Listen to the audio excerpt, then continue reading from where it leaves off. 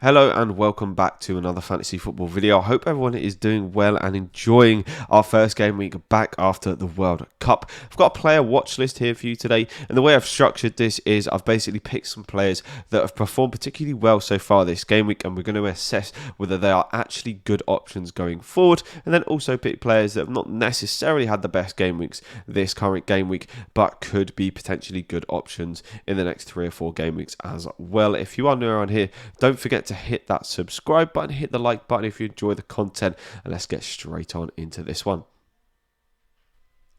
So the first player that we are looking at today is Martin Odegaard of Arsenal. Arsenal managed to salvage themselves a result after going 1-0 down against West Ham and actually ended up looking pretty comfortable in a 3-1 victory. Martin Odegaard was instrumental in the comeback for Arsenal, picking up that kind of number 10 position, drifting a little bit out to the right, as you can see there on the heat map. He loves to play those kind of reverse balls into Xhaka, into Saka, into the likes of Nketiah, and he ended up picking up 2 assists in that game against West Ham and picked up 3 bonus points as well. And that is a massive upside of Odegaard, is that so far this season he's managed to pick himself up 14 bonus points, and although Saka has got more attacking returns than him, Odegaard has actually picked up more points than him, and a big reason for that is the bonus points. So the question is, should we be bringing Martin Odegaard into our teams? Well, I guess the next question I'm going to be asking you is, do you have 3 Arsenal players? If you do, then I would probably be keeping a hold of them. If you have that third spot option open, then most likely you're thinking, do I go for Odegaard? Do I go for Saka? Do I even go for Nketiah? Now, Odegaard is 1.6 million cheaper than Saka. The only upside to Saka, I guess, is that he is on penalties, but Odegaard, as I've mentioned, is better for the bonus points.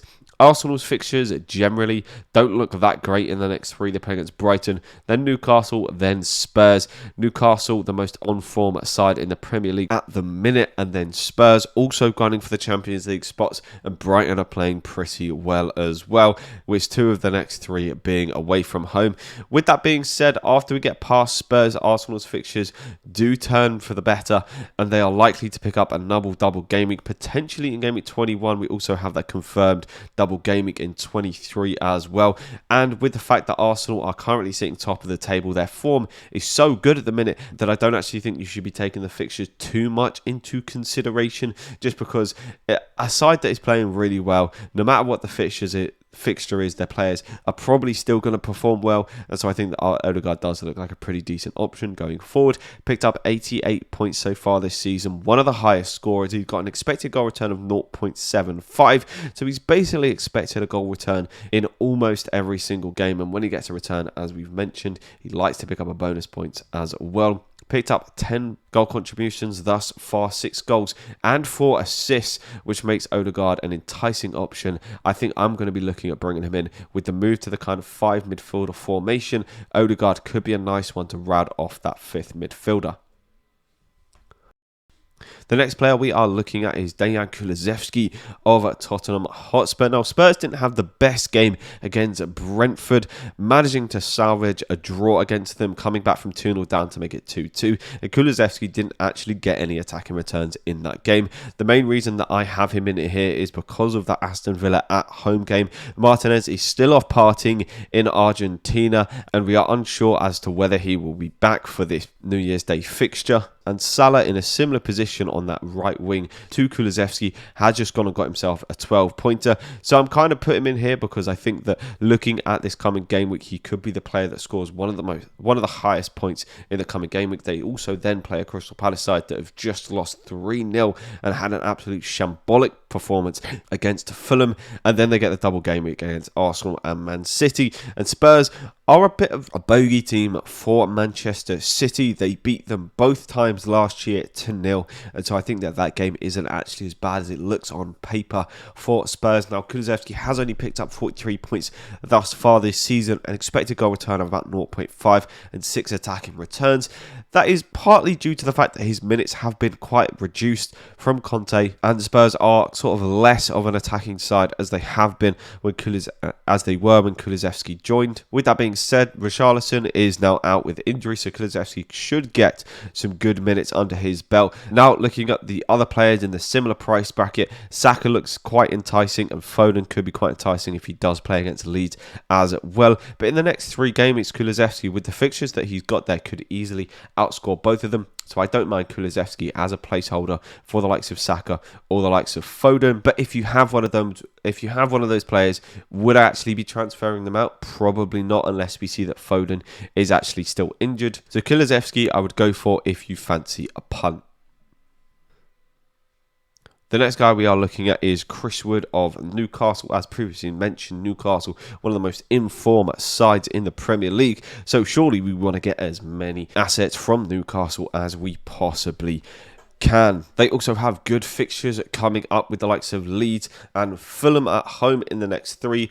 Obviously, the Arsenal game isn't the best, but you could, if any side was going to cause an upset so far this season, you could see Newcastle being that side. At 6.4 million, it begs the question, does Chris Wood provide good value? Now, Chris Wood is effectively the 3rd string striker at Newcastle. If Isak or Wilson are fit, then they are more likely to be playing ahead of Chris Wood. Now, a lot of people brought Wilson into their teams only to find out that he was in fact still injured, and it does beg the question, will Chris Wood get sustained minutes in this Newcastle side? Now, I only think that Chris Wood is a short-term option, potentially as short-term as just this Leeds at home game. As mentioned, as soon as one of those other guys are fit, Chris Wood is going to be back on the bench. He scored 30 points so far this season. An expected goal return of 0.5 is actually pretty decent, and he managed to pick himself up an 8-pointer against Leicester, tucking away that penalty quite nicely. I do think that Chris Wood would only really be a 1-game week punt for me. I can't really see any reason why you would bring him in unless you're going from Callum Wilson to Chris Wood. That is a potentially viable option, but with the other attacking options out there, I think I probably would be avoiding Chris Wood. The next guy we are looking at is Andy Robertson of Liverpool. Liverpool, a side that have come back with a bit of tenacity, a bit of hunger, and comfortably beat Aston Villa 3-1. But that one is the big thing. Liverpool still looking a little sloppy at the back, and had a better player than Leon Bailey been on the pitch, then they could easily have conceded 2 or 3. Robertson picking up an assist in that game and grabbing 3 bonus points, taking himself away 8 points. At 6.8 million, is he a viable option going forward? Now, a lot of people are moving towards the kind of 3 at the back formation, either a 3-5-2 or a 3-4-3, which allows us to spend a little bit more on that 3rd premium defender. A lot of people going for Cancelo and Trippier, and potentially leaving that 3rd option up to grabs, with quite a few people currently on Reece James. Could Robertson be a viable option going forward? Now, we have seen a massive drop-off in points from the likes of Robertson and the likes of Trent, with Robert only getting 51 points so far this season. That is due to the fact that Liverpool just haven't been keeping clean sheets. We can see there that his attacking prospects are still pretty good, with about a 0.3 attacking return. Expected attacking return every game, and you can see from the heat map that he gets bombing up on that left hand side and has picked himself up 5 attacking returns in 5 assists so far this season, and just overtook Leighton Baines in the all-time attacking returns from defenders. So congratulations to him. But does that mean he is a viable option? The Leicester game, out of the fixtures that you can see there, with Brentford and Brighton away, the 2 after that, is the only one that I can see Robertson potentially keeping a clean sheet for. And at 6.8 million, I don't necessarily think it is worth the money without Liverpool proving to us that they can actually keep clean sheets. So I'd hold off for Robertson for now, unless you are really looking to punt on a player that is quite explosive and in that Leicester game could end up hauling. But for now, I think I would hold off on him. If you do own him, no particular reason to sell. But for now, I'd say Robertson is a little bit of a void. And the final player we are looking at is Alexander Mitrovic of Fulham. Now, they have just comfortably beaten Crystal Palace 3-0, but I do think that that fixture and that scoreline did quite flatter Mitrovic and Fulham a little bit. Palace had 2 controversial red cards and then a controversial second goal as well. But Mitrovic did end up cleaning up the 15 points, which was massive for those owners that did end up putting in. We obviously had the news just before the game that he could potentially be injured, but now that he's playing, it looks like he could be be quite a good option going forward. The Southampton at home fixture is quite a nice one. Then those Leicester and Chelsea games are actually a double game week 19.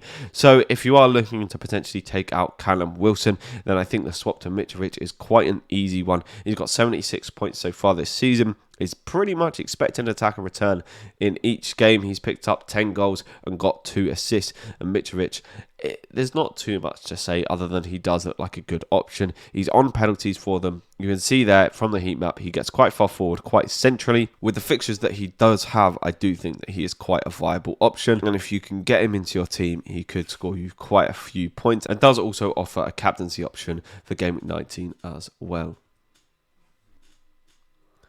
Now, this has been a quick little player watch list video, just taking a look at a couple players that I think could potentially be good in the coming game weeks, and players that have also performed well this game. We can kind of ask them the question as to whether we should actually be getting them into our teams. I hope it's been helpful. If it has, please don't forget to hit that subscribe button, hit the like button if you've enjoyed the content, and comment down below any players that you are thinking of bringing in for the coming game week 18. It's quite a quick turnaround, so we've got to get our thinking caps on. And without further ado, I will see you in the next one. See ya.